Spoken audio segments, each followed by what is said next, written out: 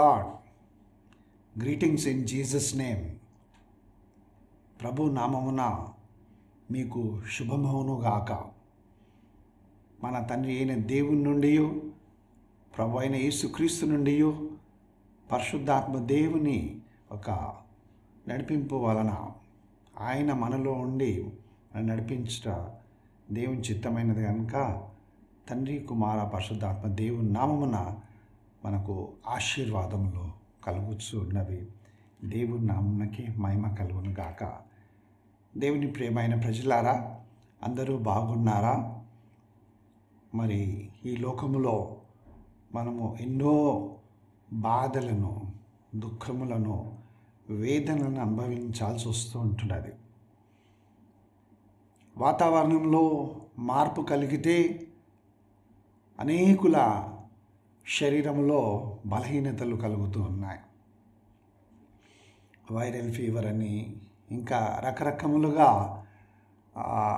మానవుని యొక్క శరీరంలో ఉండేటటువంటి బలహీనతలకు తోడు వాతావరణంలో మార్పుల వలన కూడా అనేక విధములుగా బాధింపబడుతూ ఉంటారు. ప్రార్థన రిక్వెస్ట్లు నాకు వస్తూనే ఉంటాయి. అయ్యగారు, ఇదిగో వైరల్ ఫీవరు, టైఫాయిడ్, లేకపోతే కళ్ళు నలతగా ఉన్నాయి, నొప్పి బాగా ఎక్కువైపోతూ ఉంది, నడుములో నొప్పి, మోకాళ్ళ నొప్పి, ఆ తర్వాత నరముల బలహీనతలు, ఈ విధంగా బాగా వేధింపబడుతూ ఉంటాం. అయినను దేవుడు మనలను కాపాడి, బలపరిచి, సంరక్షించి మన జీవిత యాత్రలో ముందుకు నడిపిస్తున్నాడు. దేవుని నామం నాకు మహిమ కలుగును గాక. ఆయన మనకు తోడై ఉండని ఎడల మనం ఏమీ చేయలేము. ప్రతిదీ కూడా మేలుకరంగా ఉండునట్లుగా ఇది చాలా మంచిది అని చూశాడు దేవుడు చేసిన తర్వాత. ఆ విధంగా ఆయన అన్ని మంచి వాటినే మనకి ఇచ్చాడు. ఈ దినమున ఆయన ఏ విధంగా తన ఆలోచన చేత ఈ లోకంలో ఉన్నటువంటి వాటిని మాత్రమే కాకుండా సృష్టి అంతటిలో కూడా, అనగా మనం ఊహించలేం ఎంతగా ఈ యొక్క విశాలమైనటువంటి ప్రపంచం ఉందో. యూనివర్స్ అంటారు. ఆ యూనివర్స్ అంతటిలో కూడా దేవుడు తన యొక్క జ్ఞానము చేత సమస్తమును సమకూర్చి ఆయన ఏలుచూ ఉన్నవాడు. ప్రేమించి మానవుని మాత్రమే కాదు, తాను చేసిన సమస్తమును కూడా ఆయన ప్రేమించి కాపాడి ప్రతిదీ సమయానుకూలంగా జరుగునట్లుగా దేవుడు నడిపిస్తున్నాడు. అది ఆయన యొక్క డివైన్ ప్రావిడెన్స్. ఈ దినమున మనము ప్రభు వైపునకు చూద్దాము. ఈ వాక్యము ద్వారా ప్రభు మిమ్మల్ని బలపరిచి, మీరున్నటువంటి స్థితిలో కూడా ప్రభు నన్ను ధైర్యపరచాడనే విశ్వాసముతో ఆయన ఉన్నాడు అనేటటువంటి నిరీక్షణతో ముందుకు సాగిపోటకు దేవుడు తన వాక్యము ద్వారా నాతోనూ మీతోనూ మనందరితో కూడా మాట్లాడునుగాక. ప్రార్థించుకుందామా? దేవా, పరలోకమందున్న మా తండ్రి, క్రీస్తు యేసునందున్న వారికి ఏ శిక్షా విధియు లేదు అని నీ వాక్యం సెలవిస్తున్నది. కాబట్టి మేము ఇంతకుముందు జీవించిన జీవిత విధానము, ఆ తర్వాత నీ వాక్యమును విని మా యొక్క ఆత్మలను రక్షించుటకు శక్తి కలిగినటువంటి ఆ వాక్యము చేత మేము నూతన జీవం పొందినటువంటి వారమై, పాప క్షమాపణను పొంది, నీ ప్రశస్తమైన రక్తం అనగానే ప్రాణము చేత మేము నీతిమంతులుగా తీర్చబడి ఈ దినమున సజీవుల లెక్కలో లెక్కింపబడుచున్నాం. ఎందుకంటే ప్రతి ఉదయమున నీకు మా ఎడల మహా గొప్ప వాత్సల్యత నూతనముగా పుట్టుచున్నదని మేము చదువుతున్నాం బైబిల్ గ్రంథములో. కాబట్టి మేము సజీవుల లెక్కలు లెక్కింపబడ్డ నిశ్చితమైనది. నీవిచ్చిన ఆయుష్ను బట్టి నీకే వందనాలు, స్తోత్రం చెల్లిస్తూ ఈ వాక్యము ద్వారా నీ నామమునకు ఘనత, మహిమ, ప్రభావము, కీర్తి కలుగును గాక అని ప్రార్థిస్తూ వినుచున్నటువంటి వారి హృదయములలో నీ పరిశుద్ధాత్మ చేత నీ కార్యములను జరిగించి వారిని బలపరిచి,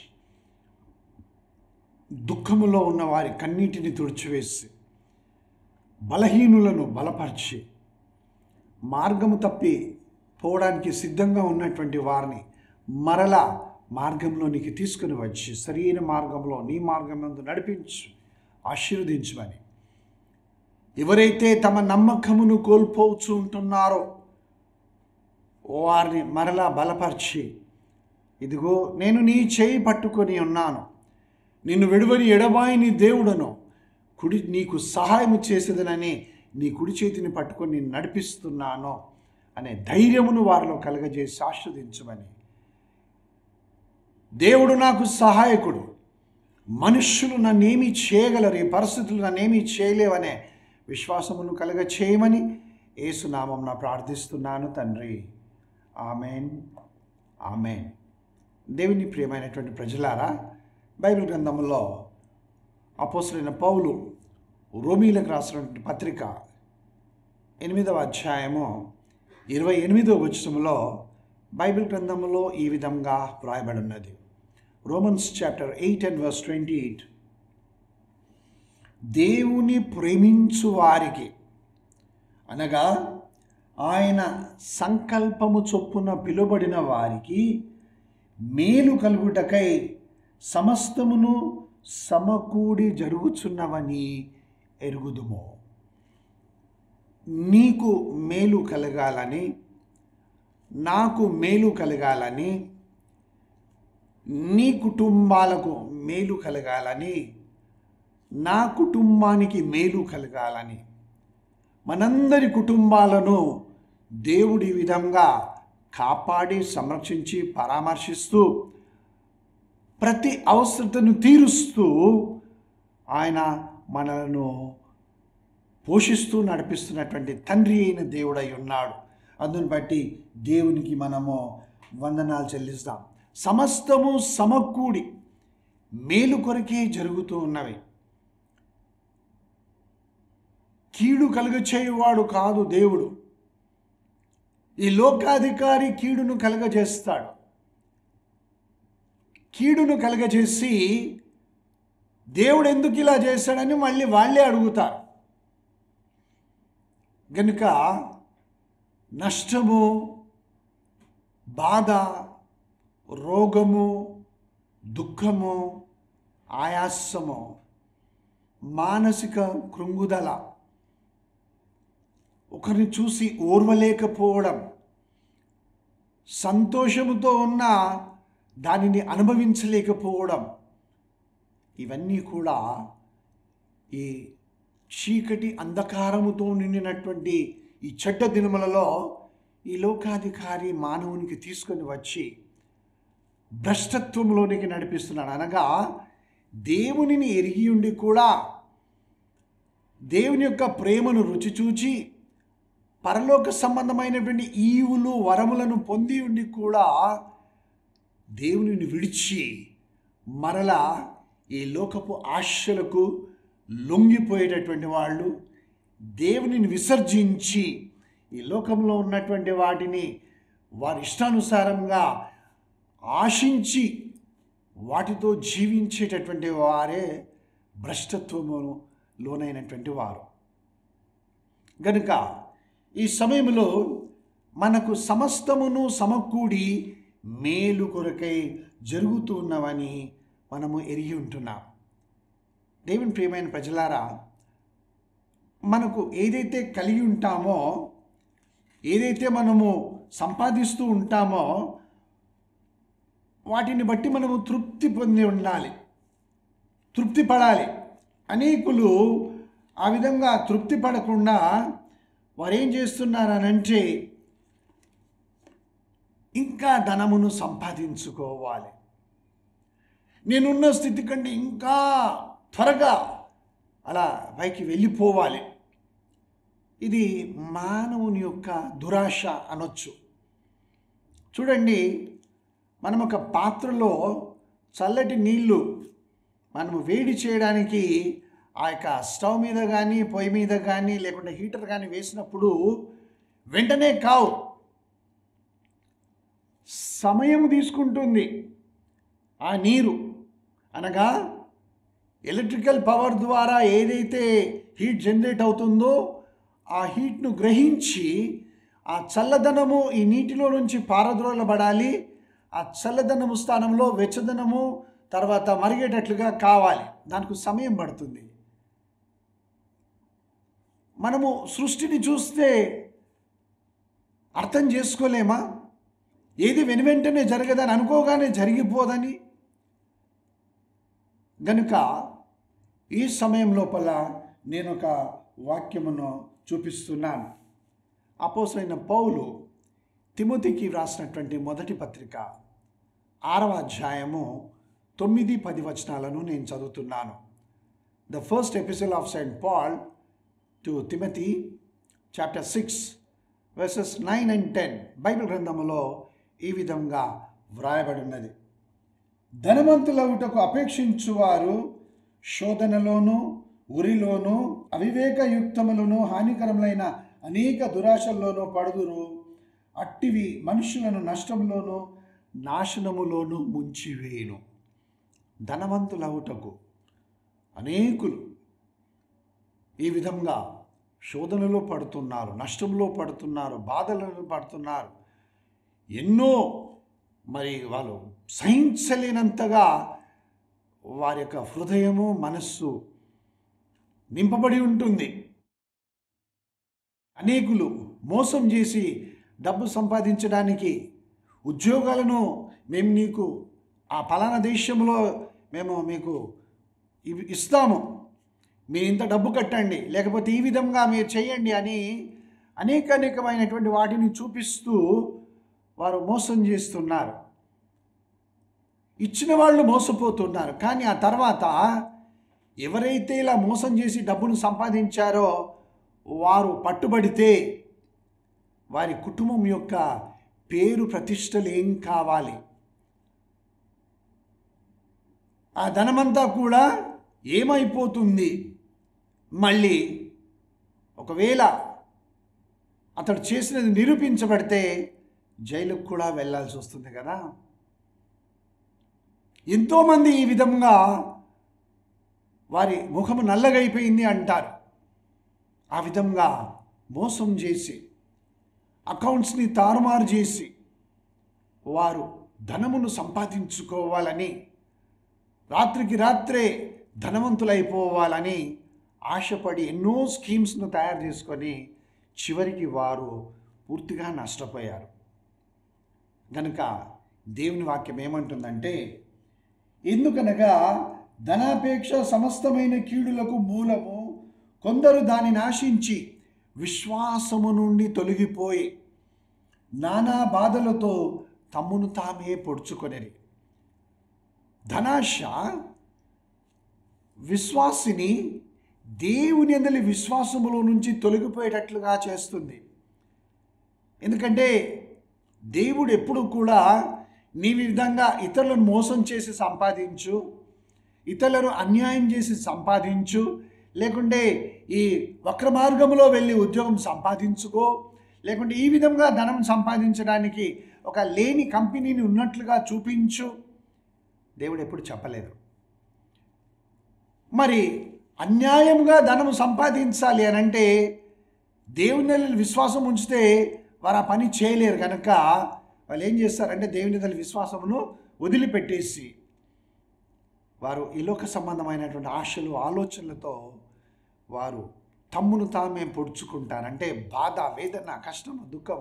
అయ్యో మేము ఎందుకు ఈ పని చేశాం, మేమెందుకు ఈ పని చేశాము అని ఈ దినమున వారు విలపిస్తూ ఉంటే ఎవరిని కూడా వారికి సహాయం చేయలేరు, విడిపించలేరు. ఇంతకుముందే నేను ఈ వాక్యం చెప్పడానికి రాకముందు నాకు ఒక ఫోన్ కాల్ వచ్చింది ఒక సిస్టర్ దగ్గర నుంచి. ఆమె భర్త చనిపోయాడు, తనకు ఒక్కడే కొడుకు. ఆ కుమారునికి ఆ భర్త స్థానంలో ఉద్యోగంలో భర్తీ చేయడానికి చాలా చాలా చాలా కష్టపడాల్సి వచ్చింది ఆ తల్లికి. ఎంతో ప్రార్థన చేశాం. అతి కష్టం మీద ఆ కంపాషనేట్ గ్రౌండ్లో ఆ అబ్బాయికి ఉద్యోగం దొరికింది. మంచి ఉద్యోగం, గవర్నమెంట్ ఉద్యోగం.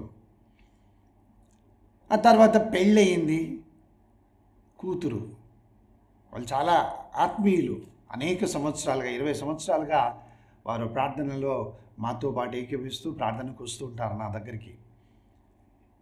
ఫాస్టింగ్ ప్రేయర్స్ అయినా ఇంకా బైబిల్ స్టడీ అయినా వారు తప్పక అటెండ్ అవుతారు. ఈ తల్లి తప్పకుండా వస్తుంది. ఆమె ఇప్పుడు ఎంత హృదయము, భారము, దుఃఖముతో తాను పరిస్థితి చెప్తుందంటే, బ్రదర్, అబ్బాయి డ్యూటీకి వెళ్ళడం లేదు, చాలా లాంగ్ లీవ్లో కొన్ని నెలలుగా ఉద్యోగానికి వెళ్లకుండా ఉన్నాడు. వాళ్ళ పై ఆఫీసర్ ఎందుకు నీ విధంగా ఉద్యోగానికి రావడం లేదంటే, నాకు ఇష్టం లేదు, నా భార్య అనారోగ్యంతో ఉంది, నా కూతుర్ని నేను చూసుకోలేకపోతున్నాను అని ఏవేవో చెప్పడం ప్రారంభిస్తే పై ఆఫీసర్కి కోపం వచ్చి, నీ లీవ్ శాంక్షన్ నేను చేయను అంటే నేను రిజైన్ చేస్తానన్నాడంట. రిజిగ్నేషన్ లెటర్ రాసిచ్చాడు బ్రదర్. ఇప్పుడు ఆయన రిజిగ్నేషన్ ప్రాసెస్లో ఉంది. మరి ఏం చేస్తాడు?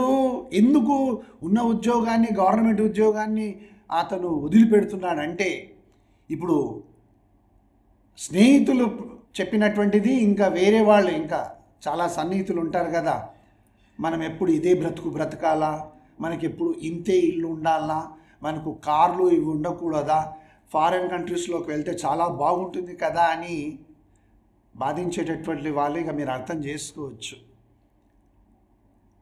అతను ఇప్పుడు స్టడీ లోన్ తీసుకొని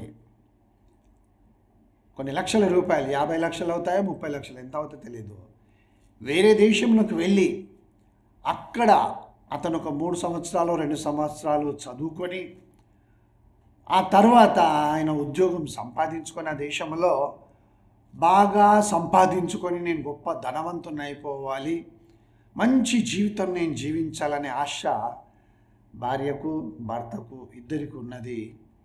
వారిప్పుడు తమను తామే బాధలతో పొడుచుకోవడానికి ప్రణాళిక వేసేసుకున్నారు. ఆల్రెడీ ప్రాసెస్ అయిపోయింది. నా ప్రియమైన సహోదరుడు, నా ప్రియమైన సహోదరి, ఎంత చిన్న ఉద్యోగమైనా వదిలిపెట్టకు. ఎలాంటి పరిస్థితులు వచ్చినా అది దేవుని ఆశీర్వాదముల వలన నీకు ఆ ఉద్యోగం వచ్చిందని, ఎవరో ఒకరు చేసినటువంటి త్యాగమును బట్టి లేకుంటే సహాయమును బట్టి ఆ ఉద్యోగం నువ్వు సంపాదించుకున్నావని గ్రహించు, వదిలిపెట్టకు.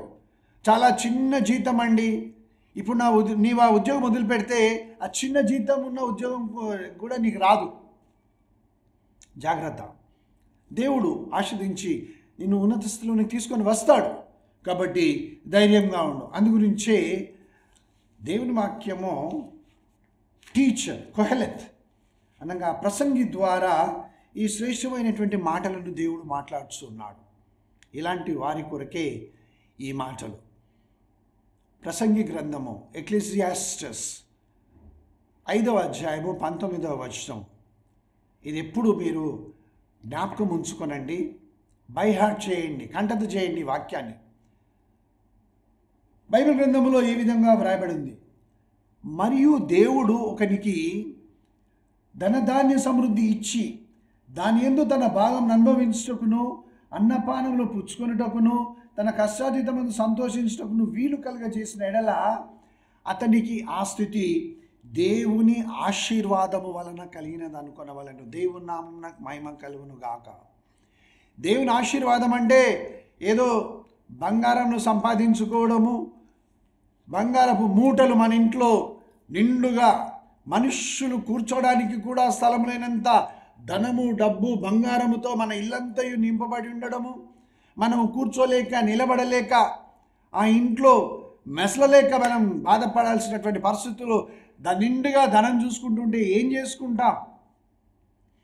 చాలామంది అంటారు, తినడానికి అన్నీ ఉన్నాయి కానీ తినడానికి నోచుకోలేకపోతున్నామని. ఎవరైనా చనిపోయినప్పుడు ఆ తర్వాత అక్కడ కూర్చొని మాట్లాడుతూ ఉంటారు. వచ్చినటువంటి స్నేహితులు, బంధువులు, తనతో పాటు పనిచేసే వాళ్ళు, వ్యాపారస్తులు వాళ్ళు వచ్చి అన్నీ ఉన్నాయి ఈయనకు, కానీ తినడానికి నోచుకోలేదు అంటారు కదా. ఆశీర్వాదము దేవుంది మన మీదికి ఎలా దేవుడు కుమ్మరిస్తున్నాడనంటే, నీకు కొంచెము కలిగి ఉన్నది నీవు దాన్ని తినగలవు, ఎందుకంటే నీ చేయి బలంగా ఉన్నది. అనేకులకు ఈ చేతులు పక్షవాతం వచ్చి వారు భోజనము తినలేకపోతుంటున్నారు. స్నానం చేయాలంటే ఎంత కష్టమో, బట్టలు మార్చుకోవాలంటే ఎంత కష్టమో, ఒక బటన్ పెట్టుకోవాలంటే ఎంత కష్టమో అది అనుభవించే వారికే తెలుస్తుంది. మనం ఒక బటన్ను ఎవరి సహాయం లేకుండా మనము బిగించుకోగలుగుతున్నామంటే, మన వస్త్రములను మనమే ధరించుకోగలుగుతున్నామనంటే, మన ఆహారమును మనమే చేతితో భుజించగలుగుతున్నామంటే అది దేవుని యొక్క ఆశీర్వాదము. ఈ సత్యమును నీవు గ్రహించు. ద బ్లెస్సింగ్ అంటే ఉన్నదానిని తినడానికి సామర్థ్యము, భాగ్యమును దేవుడు నీకు ఇచ్చాడు. Praise him, glorify his name. పడక మీద నాకు మెలకువ రాగానే ఉదయకాల సమయంలో మొట్టమొదటి నేను చెప్పే మాట, దేవునితో మాట్లాడేది ఏమిటంటే, ప్రభువా, ఈ దినమున మా అందరి ఎడల నీకు మహా గొప్ప వాత్సల్యతో నూతనంగా పుట్టుచున్నది కనుక మేము లయము కాకున్న వారము, నన్ను ఇప్పుడు సజీవుల లెక్కలో లెక్కించావు కాబట్టి నీకు స్తోత్రం అని చెప్తాను నేను.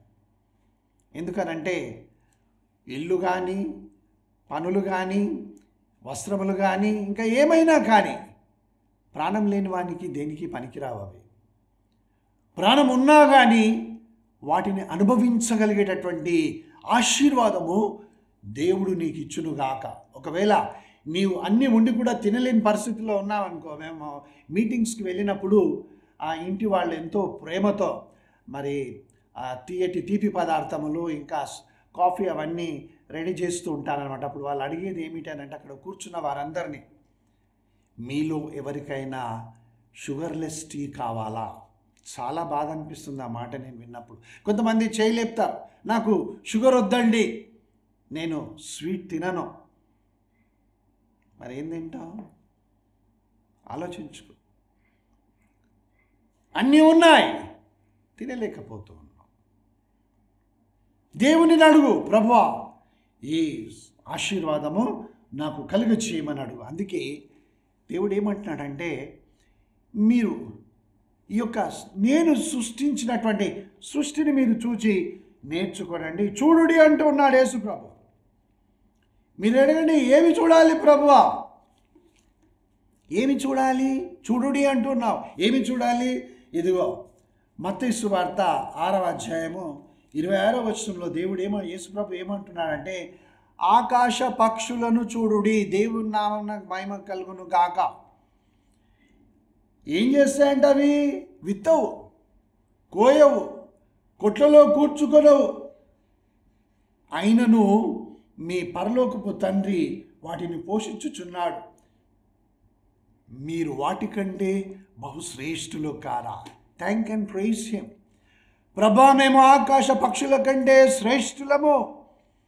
ఎందుకు అనంటే, నీవు మాకు శరీరమునిచ్చావు, జ్ఞానమునిచ్చావు, ఆధిక్యతనిచ్చావు, ఆలోచించడానికి మేధస్సుని ఇచ్చావు, మంచి హృదయాన్ని ఇచ్చావు, నీ యందు భయభక్తులు కలిగి జీవించు నడిపింపును నీవు మాకు ఇచ్చావు. మేము అడుగు వాటన్నిటికంటేను, ఊహించు వాటన్నిటికంటేను అత్యధికంగా సమర్థుడు అయిన దేవుడు, నీవు నాకు తండ్రివి, మా కుటుంబానికి నీవు యజమానివి అని ఆయనను స్తుతించి ఆరాధించండి. హల్లెలూయా స్తోత్రం, హల్లెలూయా స్తోత్రం అని చప్పట్లు, నేను ఈరోజు చాలా స్తుతించాను అనుకోకండి. ఇవన్నీ చెప్పండి. నీవిచ్చిన వాటిని బట్టి వందనాలు, నాకు ఇచ్చిన మంచి కాళ్ళు చేతులను బట్టి నీకు వందనాలు, ఈ నోరు మాట్లాడుచున్నది అందుని బట్టి నీకు వందనాలు, నేను నమలగలుగుతున్నాను, నా పళ్ళన్నీ అలాగే ఉన్నాయి, ఊడిపోలే. చెప్పండి దేవునితో. పళ్ళు ఊడిపోయిన వారి బాధ ఏంటో మీకు తెలీదా? తెలియదు. మాకు ఊడిపోలేదు కదా బ్రదర్, అందుకే మాకు తెలియదని అనుకోవచ్చు. ఊడిపోయిన వాళ్ళకి తెలుసు. గాలి సరిగ్గా పీల్చుకోలేనటువంటి వారికి ఎంత బాధ కలుగుతుందో శ్వాసకోశంలో తెలుసా? అది ఎవరికైతే ఆ పరిస్థితుల్లో వాళ్ళకే తెలుస్తుంది. ఎవరైతే ఆ యొక్క మసక చీకటిలో కానీ లేకపోతే ఇంకా రేచీకట్లు కానీ ఉన్నటువంటి వాళ్ళు సరైన విధంగా చూడలేక తడుముకుంటూ ఉంటారు కదా, వారికి తెలుస్తూ ఉంటుంది కళ్ళుండి కూడా ఏమీ లాభము లేదని. నీకున్నాయి కళ్ళు, చక్కగా చూస్తున్నావు, చదువుతూ ఉన్నావు, కాపాడుకో వాటిని. ఇప్పుడు అందరికీ తలనొప్పి, మెడ నరాలు లాగడము, ఆ తర్వాత ఈ కళ్ళు బలహీనమైపోయినట్లుగా ఇక్కడ నొప్పి లేవడము, సరిగ్గా కనబడకపోవడము, ఇవన్నీ జరుగుతున్నాయి. ఎందుకో తెలుసా? కంప్యూటర్, ల్యాప్టాప్, సెల్ ఫోన్, ఇవి మానవుని ప్రతి ఒక్కరు ఎవరైతే వీటిని చూస్తుంటారో, కంటిన్యూస్గా చూస్తుంటారో, లేకుంటే ఎక్కువగా చూస్తుంటారో, వారి కన్నుల మీద, నరముల మీద ప్రభావం పడి, ఎందుకనంటే ఒక సెకండ్కి మిలియన్స్ ఆఫ్ ఎలక్ట్రానిక్ సిగ్నల్స్ని బ్రెయిన్ ఏం చేయాల్సి వస్తుంది అని అంటే అది నీకు చూపించాల్సి వస్తుంది, అక్కడ ఏముందో సిగ్నల్స్ని, వాటిని. గనుక దేవుని ప్రియమైన ప్రజలారా, ప్రభు మనకిచ్చినటువంటి వాటిని బట్టి దేవుణ్ణి స్తుతిస్తాం.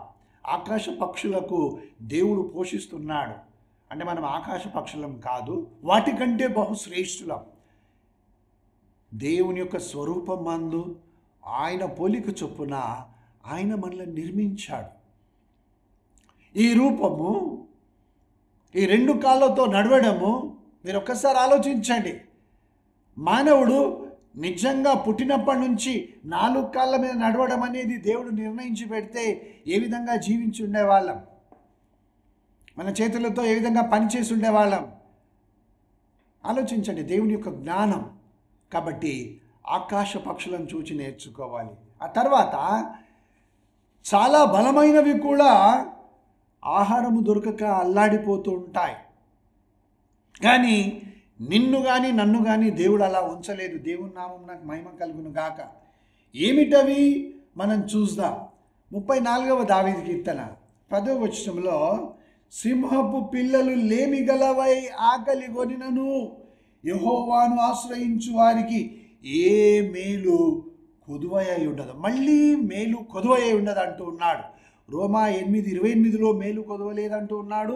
ఇక్కడ మళ్ళీ మేలు, ఏ మేలు కొదవలేదంటున్నాడు. సింహము అడవిలో రాజు. ఆ సింహము ఏ స్థలములో ఉంటే అక్కడ ఉన్నటువంటి జంతువులన్నీ కూడా ఆ సింహానికి ఆహారమే. కానీ ఒక్కొక్కసారి వారం రోజుల వరకు ఆ సింహం కానీ సింహ పిల్లలు కానీ ఒక్క జంతువును కూడా పట్టుకోలేవంట, వేటాడినా కానీ పట్టుకోలేవంట. కాబట్టి అవి ఆకలితో అలమటించిపోతూ ఉంటాయి. కానీ మనల్ని దేవుడు ఆ విధంగా విడిచిపెట్టలేదు. వాటిని చూసి నేర్చుకోమంటూ ఉన్నాడు, చూడుడి అంటూ ఉన్నాడు. అవును, ఇంకా ఏం చూద్దాం? దేవుడు ఏమిచ్చాడు నీకు? ద్వితీయోపదేశ కాండం 8వ అధ్యాయం 18వ వచనంలో ఏమంటాడంటే, భాగ్యమును సంపాదించుకొనుటకు సామర్థ్యము కలుగచేయువాడు దేవుడైన యెహోవాయే. దేవుని నామం నాకు మహిమ కలుగును గాక. ఆయన ఆలోచన ఇచ్చి నిన్ను నడిపిస్తాడు. నూతనమైన వాటిని కనుగొనడానికి, ప్రత్యేకంగా కొన్ని పనులను చేయడానికి, అందరికీ ఉపయోగార్థమైన పనులను చేయడానికి, వీటన్నిటినీ కూడా నీవు చేయడానికి ఆయన నీకు జ్ఞాన హృదయమునిస్తాడు, ఆలోచననిస్తాడు. టీచర్ అంటుంది స్టూడెంట్ని చూసి, బ్రిలియంట్ స్టూడెంట్ అండి అంటుంది. ఎందుకు? ఆ క్లాస్లో ఉన్న 60 మందిలో 59 మంది చేయలేకపోయారు. దేవుని ఆత్మ చేత నడిపించబడుచున్నాడు నీ కుమార్తె మాత్రమే ఆ జవాబు చెప్పగలిగింది, లేకుంటే ఇలా చేయాలని సొల్యూషన్ చూపించింది. కాబట్టి నీ అమ్మాయి చాలా బ్రిలియంట్. ఎస్, ఎక్కడి నుంచి వచ్చింది ఆ బ్రిలియన్స్కి కారణము? దేవుడు ఆయన సామర్థ్యమును కలిగజేస్తున్నాడు. ఎబిలిటీ, సామర్థ్యం, ఎబిలిటీ. చాలామంది తాము పని చేయగలిగి ఉండి కూడా ఆ పని చేయడం తప్పించుకొనడానికి తమ ఎబిలిటీని ఇలా పెట్టేసుకొని, నాకు తెలియదండి, నేను చేయలేనండి, అది నేను ఇంతవరకు ఎప్పుడు ఈ ఫైల్ను చూడలేదండి, నేను ఈ ఫార్మాట్ని ఎప్పుడు నేను చేయలే, అన్నీ తెలుసు కానీ చెయ్యరు. సోమరితనము, పని తప్పించుకునేతనం. దానివల్ల ఏమవుతుందో తెలుసా? కొద్ది రోజులకి మరలా నీకున్నటువంటి ఆ యొక్క తలాంతును ఉపయోగించడానికి పోతే నువ్వు సరైన విధంగా చేయలేవు. భాగ్యమును సంపాదించుకో. ఎవరు సామర్థ్యం ద్వారా? దేవుడిచ్చేటటువంటి సామర్థ్యము ద్వారా. దొంగతనంగా కాదు, అబద్ధములు చెప్పి కాదు, ఇతరులను మోసగించి కాదు. దేవుడిచ్చినటువంటి సామర్థ్యం చేత నీవు ధనవంతుడవు అవుదువుగాక, నీకు సర్వ సమృద్ధి కలుగునుగాక, మీ ఇంటిలో ధన సంపదలు నిండాలుగా పొర్లి ప్రవహించునుగాక. దేవుడు అన్నాడు కదా, తొట్లలో ద్రాక్షరసము పొర్లి ప్రవహిస్తుందంటే ఆశీర్వాదములు పొర్లి ప్రవహిస్తున్నాయి. గానుగలలో సమృద్ధి, నీ పంట పండించినప్పుడు సమృద్ధి, నీ చేతికి ఇప్పుడైతే శాలరీ నెల జీతము చేతికి ఇవ్వడం లేదు, బ్యాంకులో వేస్తున్నారు. ఆ కాలంలో అలా చేతిలోనిక డబ్బులు రాగానే ఇలా పట్టుకొని అక్కడే ప్రార్థన చేసేవాడిని. ప్రభా, నెలంతా కష్టపడితే ఈ చేతిలో కష్టంతో దీవించి ఆస్వాదించి ఇచ్చిన ఈ సహాయాన్ని బట్టి వందనాలు. ఇది సరిపోకపోతే ఆశీర్వదించి వీటి వలన అన్నీ నేను తీర్చివేయడానికి చెల్లింపులు చేయడానికి కృపచూపు, ఇంకా ఏమైనా మిగిలినట్లుగా జయప్రభు అని ప్రార్థించేటటువంటి వాడిని. ఎస్, నా దగ్గర ఏదో బ్యాంకులో ఇంత నిండుగా ఉండి బంగారం అంతా సంచుల్లో దాచుకొని ఉన్నానని లేదు. ఈ దినమున వచ్చేసాయి రోజులు. ఏమిటది? బంగారు దోపిడీ. ఏమిటది? బంగారు దోపిడీ. కాబట్టి బంగారం ఇప్పుడు రూపాయల నోట్లు అయిపోయాయి, క్యూఆర్ స్కానింగ్ అయిపోయింది, ఇంకా రకరకాల యూపీఐ పేమెంట్ సిస్టమ్స్ అయిపోయాయి, మనీ ఆర్డర్లు అయితే పూర్తిగానే మర్చిపోయారు. ఈ విధంగా అన్నీ అయిపోయాయి. ఇప్పుడు నోట్లు పోయాయి. ఇప్పుడు ఏమో దేని మీద పడ్డారు? బంగారము, వెండి, ఇంకా ఏమైనా ఉంటే మన దేశంలో చాలామంది నిలువు దోపిడీ ఇచ్చేస్తారు. అనగా తమ దగ్గర ఉన్నదంతా, ఇంట్లో ఎంత బంగారం ఉందో అంతా వేసుకొని వెళ్ళి తమ యొక్క ఇష్టదైవానికి వాళ్ళు అవన్నీ తీసి ఇచ్చేస్తారనమాట. అది నిలువు దోపిడీ. ఆ సిస్టమ్ వచ్చేసింది మన లోపల కూడా. మీరేం తొందరపడనక్కర్లేదు. గనుక ఆలోచించండి, జాగ్రత్తగా ఉండండి, దేవుడిచ్చిన దానిని కాపాడుకోండి. మీ దగ్గర ఉన్నదేది కూడా దేవుడు మరి శపించిన దానిని మీ దగ్గర పెట్టుకోమని చెప్పలే. నా దగ్గర ఏమీ లేదు శపించబడినది ఈ లోకంలో. ఆకాను దాచుకున్నట్లుగా నా దగ్గర ఏమీ లేదు. దేవునికి ఇవ్వండి, కైసరికి ఇవ్వండి. దేవునికి ఇవ్వాల్సినవి మనము దేవునికి ఇస్తాం. కాబట్టి భాగ్యమును సంపాదించుకొనడానికి జ్ఞాపకం ఉంచుకో నా ప్రియమైన సహోదరుడా, నా ప్రియమైన సహోదరి. భాగ్యమును సంపాదించుకొనడానికి సామర్థ్యం, ability God will give you. ఆయన ఇస్తాడు. గనుక దేవుడు తప్పక నీలో ఉండి నీతో ఉండి ఆయన ఆస్వాదించి నడిపిస్తాడు. అందుకే పౌలు భక్తుడు ఏమంటున్నాడనంటే, కాగా అంటే ఆయనకు సహాయం చేశారు కొంతమంది, కానీ ఆయన ఎప్పుడు కూడా ఇతరుల సహాయం మీద ఆధారపడలే. ఇతరుల మీద ఆయన ఆధారపడలే. తెస్సలోనికైలకు రాసినటువంటి మొదటి పత్రిక 2వ అధ్యాయము 9వ వచనంలో ఏమంటాడంటే, నేను సువార్త పరిచర్య చేయనప్పుడు మీలో ఎవనికి భారంగా ఉండకుండా ఉండునట్లుగా నా చేతులతో కష్టపడి సంపాదించి నేను ఏ విధంగా దేవుని సేవను చేస్తున్నానో చూడండి. ఎవరి ముందు వెళ్ళి, అమ్మా ఇంత బంగారం ఉంటే ఏమ్మా, అమ్మా ఈ క్యూఆర్ కోడ్ స్కాన్ చేయమ్మా, అమ్మా నేను బాగా సేవ చేయాల్సి వస్తుందమ్మా, నా దగ్గర ఇంతమంది సంఘాలు ఉన్నాయమ్మా, ఇవన్నిటికీ అవసరాలు కావాలమ్మా, అయ్యా వేయండి అని ఎవరిని పౌలు భక్తుడు అడగలే. దేవుని మీద ఆధారపడ్డాడు. నా చేతులను దీవించి ఈ కష్టార్జితముతో నేను దేవుని సేవను చేస్తాను, ఇతరులు తీసుకొని నేనేం చేస్తాను అని ఆయన నిలబడ్డాడు. ఈ దినమున ఎంతమంది ఉన్నారు? దేవుని ప్రియమైనటువంటి ప్రజలారా, అందుకే ఈ మాట అంటాడు, కాగా దేవుడు తన ఐశ్వర్యము చొప్పున. దేవుని దగ్గర ఎంత ఐశ్వర్యం ఉందో మీకు తెలుసా? ఆయన తన ఐశ్వర్యం చొప్పున రాజుగారి దగ్గరికి వెళ్తే మనం నిలబడ్డామనుకోండి, ఆయన దగ్గర ఆ రత్నాలు ఉంటే వాటన్నిటిని ఇలా తీసి ఇలా ఇస్తాడు. బంగారు కాసులు ఉంటే ఇలా తీసి దోశలు నిండుగా ఇచ్చే వాళ్ళకి ఇస్తాడు. అదే ఏమీ లేని వాళ్ళ దగ్గరికి వెళ్తే జేబులన్నీ చూసుకొని తడుముకొని ఓ పావలనో 10 పైసలు ఇస్తాడు. దేవుడు ఐశ్వర్యవంతుడు. తన ఐశ్వర్యము చొప్పున క్రీస్తు యేసునందు మహిమలో మీ ప్రతి అవసరతను తీర్చును. దేవుని నామం నాకు మహిమ కలుగును గాక. ఎప్పుడు పాపముల గురించి, రక్షణ సువార్తయే, మారు మనసు పొందు, పశ్చాత్తాపపడు, ఇదే వాక్యమా అని మీరు అనుకుంటూ ఉంటారు. ఈ దినమున మరి ఆశీర్వాదములను గురించి, ఏ విధంగా భాగ్యమును సంపాదించుకోవాలో, ఏ విధంగా పక్షులను చూచి నేర్చుకోవాలో, వాటికంటే మనం ఎంత శ్రేష్ఠులమో, సమస్తము ఏ విధంగా మేలు కొరకే సమకూడి జరుగుతున్నవి, మన 2 చేతులు 2 కాళ్ళు అన్నీ పని చేయడం వలన, నోరు చక్కగా మాట్లాడడం వలన, మన ఊపిరితిత్తులు బాగుండడం వలన ఎంతగా మనము అన్నింటినీ మనము ఆహారమును భుజించి జీర్ణం చేసుకోగలుగుతూ మనం నడవగలుగుతున్నాము, పరిగెత్తగలుగుతున్నాము, పడుకుంటున్నాము, లేస్తున్నాము. దేవుని కృతజ్ఞతాస్తుతులు చెల్లించు. వీటన్నిటిని బట్టి మీ ప్రతి అవసరతను దేవుడు తీరుస్తాడు. నా దేవుడు అన్నాడు ఆయన, yes, my God shall supply all your needs in Christ Jesus according to his riches and glory. తప్పక ఆయన అవసరాలను తీరుస్తాడు. కనుక దేవుని ప్రియమైన ప్రజలారా, ఇవన్నీ మనం చేయకుండా లోపము వైపునకు మనము తిరిగి లోపమునకు ఎడము కాకుండా ఈ లోక సంబంధమైన వాటి మీద ఆశపడి మనము దేవునిని విసర్జించినట్లయితే చూడండి ఏం జరుగుతుందో.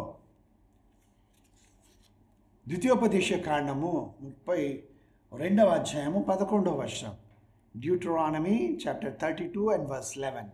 బైబిల్ గ్రంథంలో ఏమని వ్రాయబడిందంటే, పక్షిరాజు తన గూడును రేపి తన పిల్లలపైన అల్లాడుచు రెక్కలు చాపుకొని వాటిని పట్టుకొని తన రెక్కల మీద వాటిని మోయినట్లు యెహోవా వానిని నడిపించను. పక్షిరాజును చూడమంటున్నాడు. ఇంతకుముందేమో పక్షులను చూడమన్నాడు, చిన్న చిన్న పక్షులను. ఆ తర్వాత సింహ పిల్లలను చూడమన్నాడు. ఆ తర్వాత బాధ, వేదన, పక్షవాతము, పడకల మీద నుంచి లేవలేని స్థితి, ఏమీ తినలేని స్థితిలో ఉన్నటువంటి వారిని చూసి దేవునికి స్తుతి చెల్లించమన్నాడు. ఇప్పుడు పక్షిరాజును చూచి దేవుడు ఏం నేర్పిస్తున్నాడు మనకు అని అంటే, నాకు కూడా పక్షిరాజు అది గుడ్లు పెట్టే సమయం వచ్చేటప్పటికి చాలా ఎత్తైన స్థలంలో, వేరే ఇంకా ఏ పక్షి కూడా, ఏ జంతువు కూడా ఎక్కలేనంత ఎత్తైన స్థలంలో అది ముండ్లతోనో ఇంకా ఇనుప ముక్కలతో తీసుకొని వచ్చి అది చక్కగా గూడును అమర్చుతుంది. ఆ తర్వాత మెత్తటి పదార్థం అనగా చిన్న చిన్న గుడ్డ పేలికలు ముక్కలను తీసుకొని వచ్చి చక్కగా ఆ ముళ్ళు అవన్నీ గుచ్చుకోకుండా ఆ గూడును తయారు చేస్తుంది. తర్వాత గుడ్లు పెట్టిన తర్వాత పిల్లలను పొదుగుతుంది. నాకేం చేస్తుందంటే, ఇది వెళ్ళి వేటాడి మాంసమును తీసుకొని వస్తుంది. చిన్న చిన్నటువంటి కుందేళ్లను ఇంకా వేరే వేరే జంతువులను తీసుకొని వచ్చి తల్లి పిల్లలకు తినిపిస్తుంది. అవి తింటూ తింటూ బాగా బలంగా బలిష్టంగా తయారవుతాయి. అప్పుడు ఈ తల్లి ఏం చేస్తుందంటే వీటిని చూస్తుంది. చూసి ఇవి ఎగిరే వయసు వచ్చేసింది. ఇప్పుడు నేను వీటికి ఇంకా తినిపిస్తూ ఎగురుతూ ఉంటే ఇవి బాగా బలంగా అయిపోయి ఆ తర్వాత అవి నావలే ఎగరలేవు. అందుకే ఏం చేస్తుందంటే గూడును మొత్తం రేపేస్తుంది. అప్పుడు ఈ యొక్క పక్షిరాజు పిల్లలకు అందులో ఉన్నటువంటి ఆ గూడులో ఇంతకుముందే ముళ్ళతో చేసింది కదా, అది ఆ ఇనుప ముక్కలు అవన్నీ గుచ్చుకోవడం ప్రారంభిస్తాయి. గూడులో ఉండలేకపోతాయి.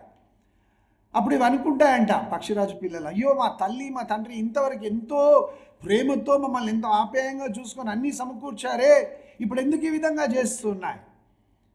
ఆ తర్వాత అప్పటికి కూడా ఈ పక్షిరాజు పైన ఎగురుతూ ఉంటే పిల్లలలో చూస్తూ ఆకలికే కేకలు వేస్తాయి, కానీ అవి ఇంకా వేరే ఏం ఆలోచించు. అప్పుడు ఆ తల్లి ఏం చేస్తుందంటే నేర్పిస్తుందంటే ఏమని, ఒక పక్షిరాజు పిల్లను ఆ పైనుంచి కిందికి దోసేస్తుంది గూడులో నుంచి. అప్పుడు ఇది రెక్కలు కొడుతూ ఎగురుతూ పడిపోతూ ఉంటుంది. ఎగరడానికి రాదు కదా, అది పడిపోతూ ఉంటే ఈ పక్షిరాజు స్ట్రైట్గా వెళ్ళి స్పీడ్గా అది భూమి మీద పడక మునుపు వెళ్ళి తన రెక్కల మీద ఇలా పట్టుకుంటుందంట. అప్పుడు ఈ పక్షిరాజు పిల్ల అనుకుంటుంది, అమ్మయ్యా నా తల్లి వచ్చి నన్ను కాపాడింది. మళ్ళీ ఎత్తుకొని వెళ్ళి గూడులో కూర్చోబెట్టి ఇంకొక ఆ పిల్లను ఈ విధంగా అవి కింద పడి పోతూ ఉంటే భయానికి వాటిని మళ్ళీ ఎత్తుకుంది. అనగా శ్రమలు, బాధలు, అవసరాలు ఇవన్నీ కలగనప్పుడు మానవుడు చాలా లేజీ అయిపోతాడు. ఆత్మీయ జీవితంలో ప్రార్థన ఉండదు. అన్నీ ఉన్నవాడు ఎందుకు ప్రార్థన చేస్తాడు? సమస్తము కలిగిన వాడు దేవుని ఎందుకు స్తుతిస్తాడు? నా కష్టార్జితం చేత ఇవన్నీ సంపాదించుకున్నాను అనుకున్నాడా? కాబట్టి పక్షిరాజు తన పిల్లలకు బాధ కలుగజేయడానికి గూడును రేపి తోయడం లేదు, అది కిందికి తోయడం లేదు. ఆహారము సంపాదించి పెట్టలేక కాదు తల్లి తండ్రి, కానీ నా పిల్లలు కూడా నా వలనే ఎగరడానికి నేర్చుకోవాలి. దేవుని నామం నాకు మహిమ కలుగును కాక. తమ స్వంతంగా ఎగిరి అవి కూడా ఒక కుటుంబాన్ని ఏర్పరచుకోవడానికి, వేటాడడానికి అవి నేర్చుకోవాలని రెక్కల మీద మోసి మళ్ళీ తీసుకొని వస్తుంది. ఎస్, దేవుడు కూడా మన జీవితంలో కష్టాలను అనుమతించాడు. ఆయన కలుగజేయడు, కష్టాలను అనుమతించాడంటే మనం ఏదో నేర్చుకోవాలి. నేర్పించు ప్రభా అని అడిగి దేవుని వైపున చూద్దాం. తలలు వంచి ప్రార్థించుకుందాం. ప్రభా, దేవునిని ప్రేమించు వారికి అనగా ఆయన సంకల్పం చొప్పున మేము పిలువబడి ఉన్నాం కనుక సమస్తము మేలు కొరకై సమకూడి జరుగుచున్నవని మేము ఎరుగుదుము. ఈ వాక్యంను వినినటువంటి వారి యొక్క జీవితాలలో, వారి కుటుంబాలలో సమస్తము మేలు కొరకై జరిగిస్తున్నావు. అవి ఇప్పుడు బాధకరంగానే ఉండి ఉండవచ్చును, కానీ తర్వాత అది మేలు కొరకే అనే సత్యమును వారు గ్రహించినట్లుగా నీ వాక్యం ద్వారా మాట్లాడినందులకై వందనాలు. నీవిచ్చినటువంటి ఆహారంను భుజించుటకును, పరిగెత్తుటకును, నడుచుటకును, ఆలోచించుటకును వీలు కలిగి ఉన్నాడలా అది నీ ఆశీర్వాదం వలననే. కాబట్టి ఎవరి ముందు ఇలా చేయి చాపకుండా ఉన్నదానితో తృప్తిపడుచు ఇతరులను మోసగించి ధనమును సంపాదించుకోవాలనే ఆలోచనను వదిలి ప్రభు మాకు ఇచ్చాడు కాబట్టి మేము ఐశ్వర్యవంతులమై ఉన్నాం, మేము దేవుని పిల్లలమై ఉన్నామనే విశ్వాసము, ధైర్యము వీరిలో కలగచేయండి. అప్పుల బాధలో చిక్కుకొని పోయినటువంటి వారికి ప్రభా ఇప్పుడే విడుదలను కలిగజేయమని ప్రార్థిస్తుంటున్నాను. వారి ఆర్థిక ఇబ్బందుల నుంచి యేసు నామములో మీరు విడుదలను పొందుదురుగాక. ఉద్యోగాలు లేక, ఉద్యోగాలు ఉన్నా, జీతం వచ్చినా వారు అప్పులకే కట్టివేస్తున్నారు, అంతా చెల్లించేస్తున్నారు. కాబట్టి వారిని కూడా మీరు ఆదుకోనండి, ఆర్థిక ఇబ్బందుల నుంచి విడిపించండి ప్రభా. అనారోగ్యము, బలహీనతతో ఉన్న వారిని ముట్టి స్వస్థపరిచి నీవే వీరు భాగ్యమును సంపాదించుకోవడానికి సామర్థ్యం కలుగజేసి ఆశీర్వదించినందులకై నీకు వందనాలు. ఈ ప్రార్థన ఆలకించి జవాబిస్తున్న తండ్రి నీకే స్తోత్రం చెల్లిస్తూ యేసు నామమున ప్రార్థిస్తున్నాను. Amen, amen. God bless you.